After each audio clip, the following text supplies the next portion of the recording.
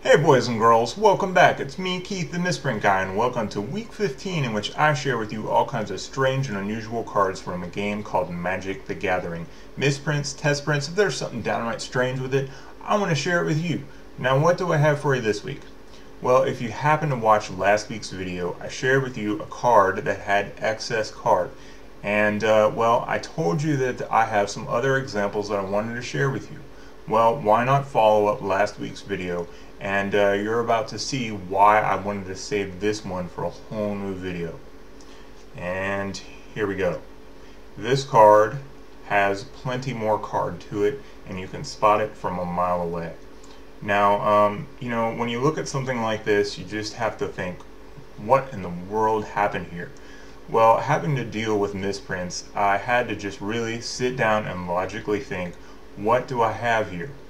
Well, now if you've seen many of my previous videos, one of the things that I talk about is having an entire sheet of cards and then how certain things can go awry. Well, one of the things that is very important to remember about having an entire sheet, it's like a poster size sheet, and then you have all the cards on it, and then the entire sheet will have a border that goes around it, and then that part gets cut off.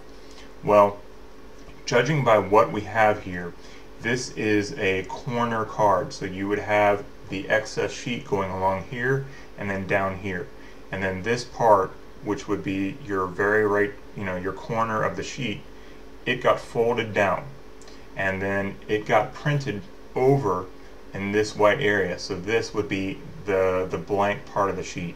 An easy way to explain it here, maybe this would help you out. Again, envision this as a large poster size sheet, and then you have a corner and it just got folded over, and it got folded over like this before there was any printing done. You had the card printed over this part of the corner, it got cut, and then we had this little tag here that remained.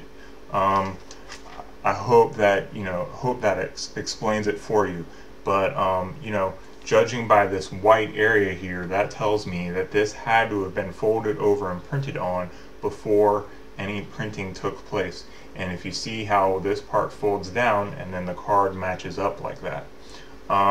Now, I really wish that this was, a much more awesome playable card. A lightning bolt would be nice. Let me just drop in a scan so you can take a better look at this. As you can see, this card is, it's from, what is this? I think that is Time Spiral. Yeah, it's been a while. Time Spiral, and it's an Urborg Siphon Mage, which, I can't remember the last time anyone played with that.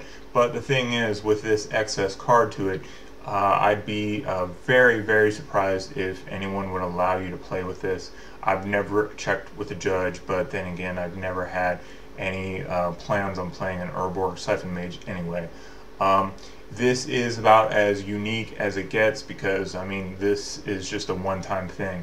And another thing that is not really evident, but there is a kind of a indentation on the card in this area, because also with these poster size sheets, they print off hundreds at a time and they stack them up several feet high.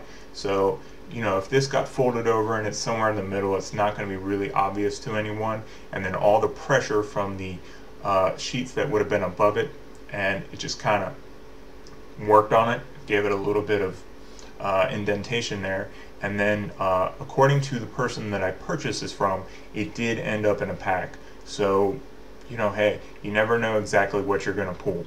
But now you can kind of see why I wanted to save this for a whole new video. If you have any questions, I'd be happy to answer them for you. But otherwise, the typical questions, comments, concerns, I'd love to hear from you. Otherwise, I will see you next week. So take care.